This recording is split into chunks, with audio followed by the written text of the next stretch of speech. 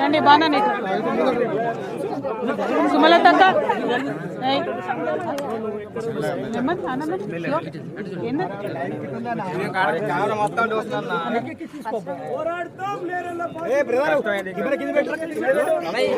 జై తెలంగాణ, జై తెలంగాణ. అందరికీ నమస్కారం. ఇవాళ సిరిసిల్ల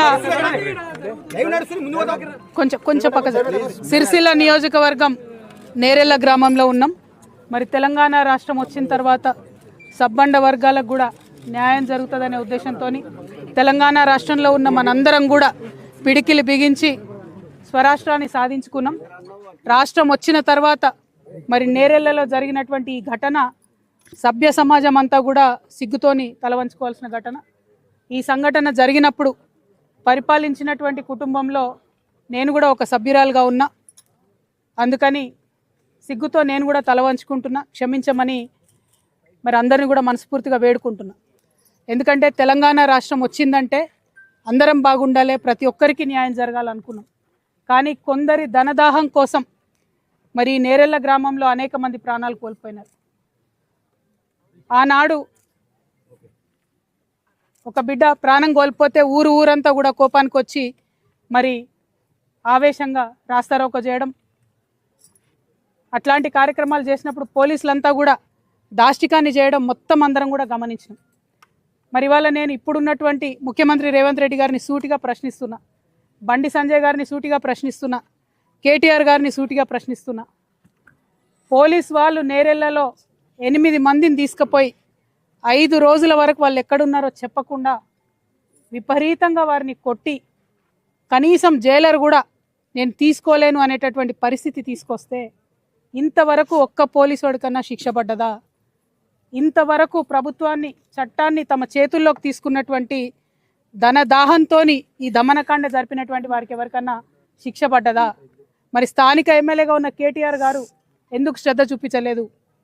ఆనాడు బండి సంజయ్ గారు వచ్చి మొసల్ కన్నీళ్ళు గార్చిపోయినారు. కేంద్ర ప్రభుత్వంలో ఉన్న ఎస్సీ ఎస్టీ కమిషన్కి చెప్తామన్నారు. ఏమైంది రిపోర్ట్? అది ఇంకా నడిచొస్తుందా ఢిల్లీ నుంచి? ఎందుకు ఇన్ని రోజులైతే రిపోర్ట్ రాదు? ఖచ్చితంగా రిపోర్ట్ రావాల్సిందే. రావడం కోసం నేను ముందుంటే అవసరమైతే ఢిల్లీకి పోతాం, అవసరమైతే నేరెళ్ళ బాధితులందరినీ కూడా తీసుకొని ఢిల్లీకి పోయి ఆ రిపోర్ట్ తీసుకొని వస్తాం. అంతకుముందు human rights commission, national human rights commission అప్పుడున్న డీజీపీకి చెప్పింది చర్యలు తీసుకోండి, మీరు ఎస్పీ గారి మీద చర్యలు తీసుకోండి అంటే ఒక చిన్న ఎస్ఐని బలిపశువుని చేసి ఎస్పీని కానీ మిగతా వాళ్ళందరినీ వదిలిపెట్టినటువంటి పరిస్థితి. అంటే ఎట్లా ఉంది తెలంగాణలో? ధనవంతుల పక్షాన మీరుంటే పేదవాళ్ళపైన ఎంత దమనకాండ చేసినా 9 సంవత్సరాలు గడిచిపోయినా వాళ్ళని కాపాడుకుంటామని ప్రభుత్వం చెప్పడం చాలా అన్యాయం. ఒక్క ప్రభుత్వం కాదు, కేసీఆర్ గారి ప్రభుత్వంలో ఈ సంఘటన జరిగింది. తర్వాత రేవంత్ రెడ్డి గారు వచ్చి 30 నెలలైంది. ఆనాడు పెద్ద పెద్ద మాటలు మాట్లాడిన రేవంత్ రెడ్డి గారు ఈ 30 నెలల్లో కనీసం నేరెళ్ళ పేరు కూడా ఎత్తలేదు. ఇది మానవత్వమా? ఇంత అన్యాయం ఉంటుందా? ఓట్ల కోసమైనా మనం చేసేదంతా? ఈ నేరెళ్ళ నేల నెత్తుడితో తడవలేదా? అది గుర్తొస్తలేదా మీకెవరికి? మర్చిపోయినా మా మానవత్వం అనేటిది సంపూర్ణంగా. అన్ని పార్టీలను అడుగుతున్నా నేను, ఇవాళ ఒక ఆడబిడ్డగా అడుగుతున్నా,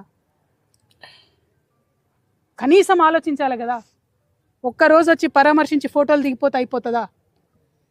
నేను అట్లా టూరిస్ట్ లెక్క రాలేదు, పరామర్శించిపోవడానికి రాలేదు. నేరెళ్ళ బాధితులందరినీ నేను ఒక ఆడబిడ్డగా, తెలంగాణ ఆడబిడ్డగా, పౌరుషం ఉన్న ఆడబిడ్డగా, మనకు జరిగిన అన్యాయం, మనకు జరిగిన అవమానం మర్చిపోద్దని చెప్పడానికి ఇక్కడికి వచ్చిన. ఖచ్చితంగా ప్రశ్నిద్దాం, ఖచ్చితంగా పరిష్కారం తీసుకుందాం. మన మీద ఈ దమనకాండ చేసిన వాళ్ళు ఎంత పెద్దవాళ్ళైనా వాళ్ళకి శిక్ష పడే వరకు పోరాడదాం, నిలబడదాం. మన తెలంగాణ గడ్డ ఉన్నదే ప్రశ్నించే గడ్డ. ప్రశ్నించిన ప్రతి ఒక్కరిని అవమానిస్తున్నారు, బయటికి పంపిస్తున్నారు, దాడులు చేస్తున్నారు, దాష్టికం చేస్తున్నారు. అది ఆ ప్రభుత్వం లాగాలే ఈ ప్రభుత్వంలో కూడా ఆగుతలేదు.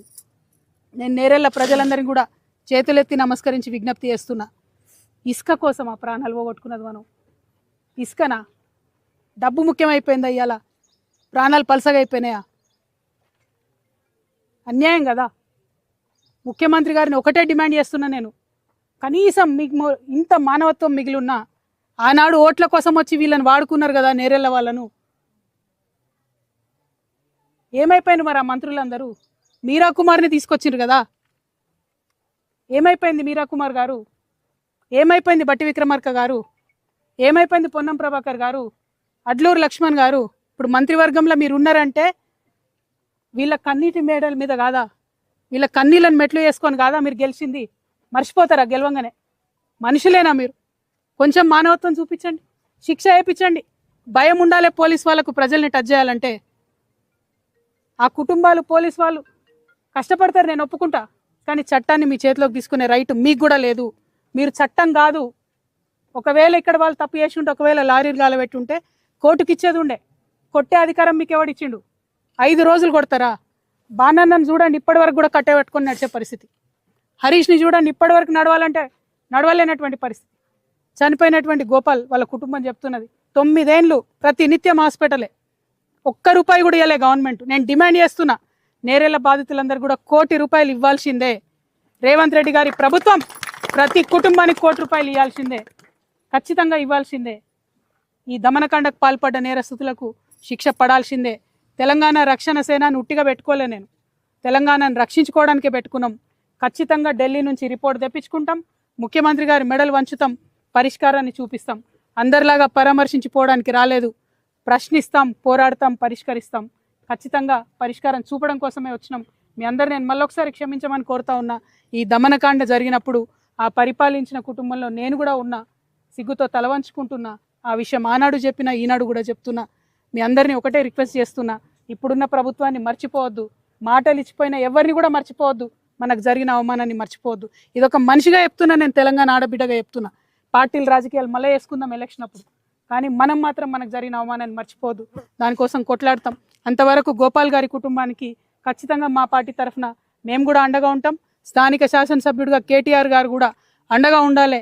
ఆ పిల్లల చదువులకు హెల్ప్ చేయాలి, హాస్పిటల్లో వాళ్ళు పెట్టుకున్నటువంటి ఖర్చులకు కూడా హెల్ప్ చేయాలని చెప్పి నేను డిమాండ్ చేస్తూ ఉన్నాను. అది బీఆర్ఎస్ పార్టీ కావచ్చు, టీఆర్ఎస్ పార్టీ కావచ్చు, కాంగ్రెస్ కావచ్చు, సిపిఐ కావచ్చు, సిపిఎం కావచ్చు, ఎవరన్నా కావచ్చు. మీరేం టూరిస్టుల లెక్క ఇక్కడికి రావద్దు, వస్తే హెల్ప్ చేయాల్సిందే. హెల్ప్ చేయాలని డిమాండ్ చేస్తున్నా. ప్రభుత్వం వెంటనే ఈ కుటుంబానికి ₹1 ప్రకటించాలని కోరుతున్నాను. Thank you. జై తెలంగాణ, జై భీమ్.